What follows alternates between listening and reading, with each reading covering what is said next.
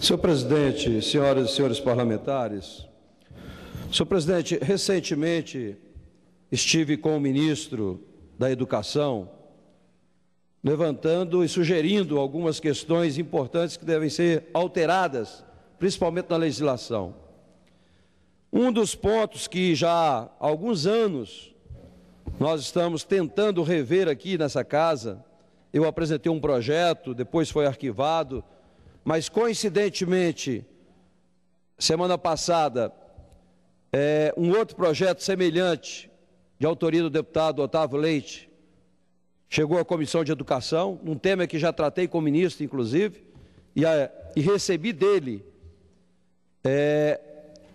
o compromisso de trabalhar essa questão, que é a questão da CLT, senhor presidente. A CLT é de 1950, ainda na época de Getúlio Vargas.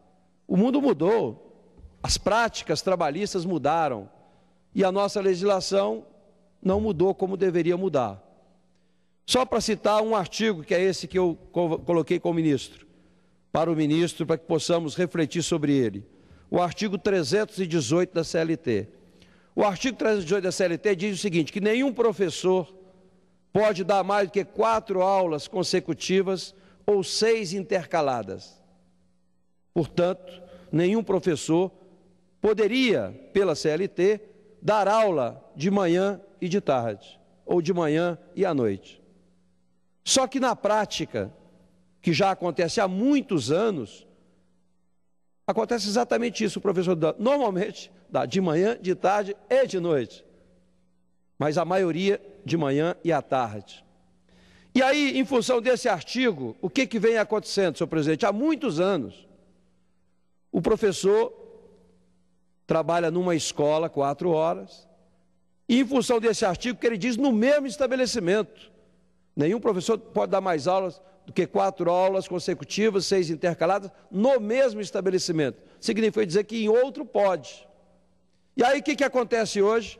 O professor dá aula de manhã numa escola, com um projeto pedagógico diferente, e à tarde ele tem que buscar um trabalho em outra escola, com outro projeto pedagógico, muitas vezes distante, até em outra cidade, aqui em Brasília, em regiões administrativas diferentes, onde ele vai perder tempo no deslocamento, no trabalho, no plano de aulas, que são 2 projetos completamente diferentes, e uma coisa tão óbvia, a gente tem uma certa dificuldade em mudar. O ministro assumiu esse compromisso, eu espero que isso venha rápido.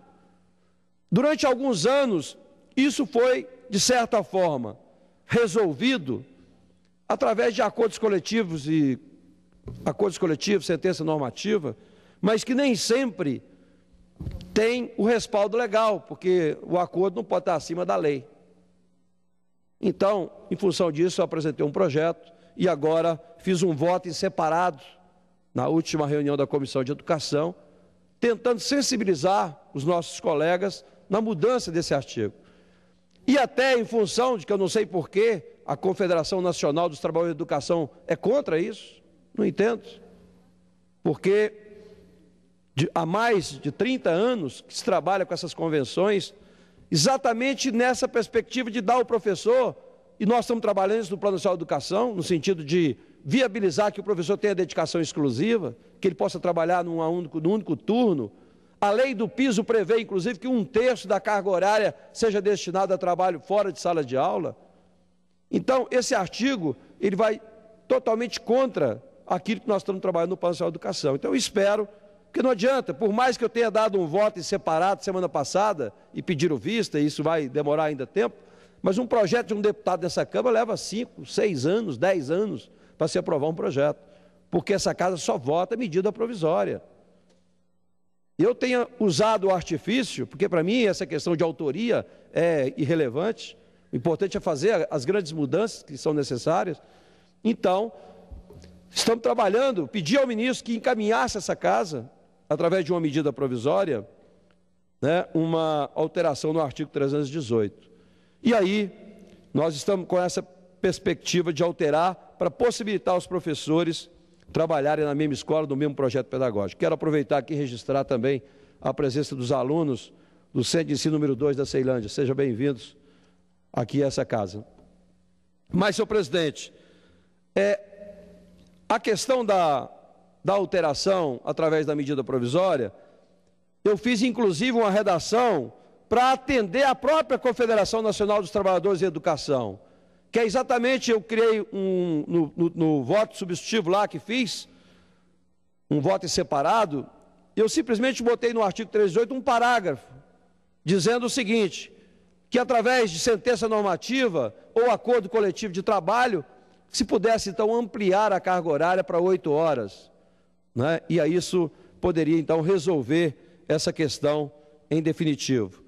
Evidente que nós temos vários artigos da CLT que é incompatível hoje com a realidade nacional.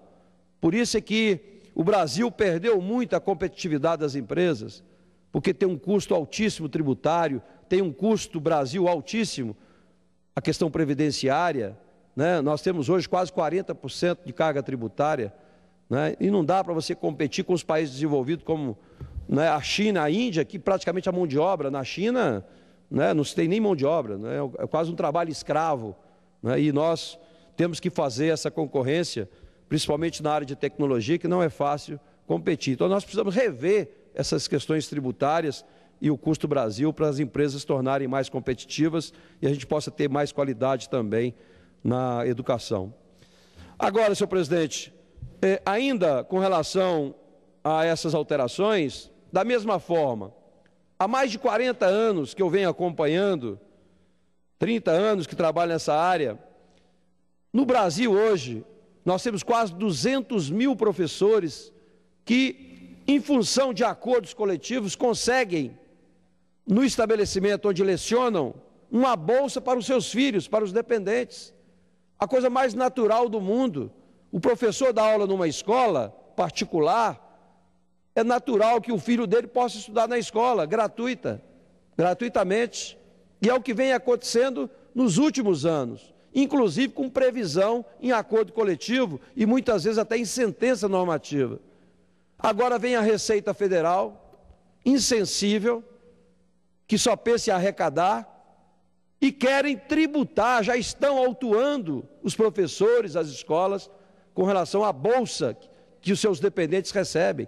Não é só professor, não, inclusive os servidores, pessoal da limpeza, pessoal de serviços gerais, que recebe a bolsa para os seus filhos, que não tinha condições de pagar uma escola, e agora vem a Receita Federal tributando a parte previdenciária de uma bolsa de estudo.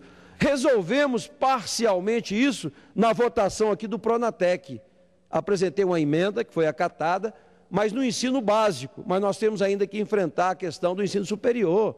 Vários professores do ensino superior recebem para os seus filhos e dependentes bolsa. E aí vem a Receita e quer tributar agora o valor da bolsa como salário indireto. Nesse país, parece que investir em educação é crime. Se você olhar a carga tributária da educação hoje, porque todo mundo acha que as escolas não pagam imposto, mas pagam e muito mais do que a maioria dos estabelecimentos de outras áreas. É evidente que nós temos as escolas filantrópicas, essas não pagam, essas são imunes pela Constituição. Nós temos algumas escolas sem fins lucrativos, que não pagam imposto, mas pagam as contribuições. Mas nós temos uma grande parte de escolas que pagam todas as contribuições e todos os impostos. E para vocês terem ideia, por exemplo, no lucro presumido, a base de cálculo da escola é 32%.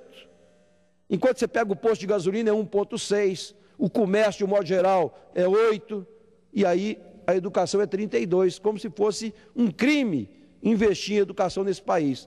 Então, o que esse país precisa é incentivar, não é nem tributar, penalizar, é incentivar qualquer instituição que queira investir em educação, em qualificação profissional. É isso que o país está precisando, é isso que o país está deficiente, não tem mão de obra qualificada, aí fica com esse negócio de ONGs, aí cheio de ONGs picaretas, como já foi demonstrado aqui.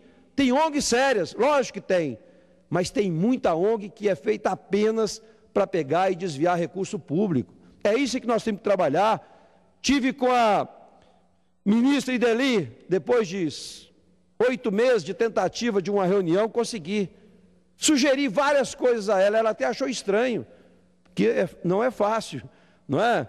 As pessoas irem a ela sugerir coisas, segundo ela mesma me disse, que a maioria são pedidos que fazem. Eu não, eu fui lá depois de 8 meses para sugerir uma série de coisas importantes que o governo deveria fazer. E cadê? Já vai fazer mais 8 meses, não recebi resposta nenhuma, não dá satisfação nenhuma, não fala com ninguém. Então, parece que as sugestões, as coisas que são boas para o país não são levadas em consideração. Então eu gostaria que pelo menos o respeito com relação a uma resposta, olha, não vou fazer, nós não temos tempo para isso, alguma coisa assim, mas não pode ficar calado. Eu estou aguardando uma resposta, eu fiz várias sugestões sobre a questão da Secretaria da Despesa Federal, sobre a questão de controle, auditoria dos contratos, dos convênios, das ONGs, e não recebo resposta nenhuma. Então, senhor presidente, agradeço a Vossa Excelência e eram essas minhas considerações. Muito obrigado.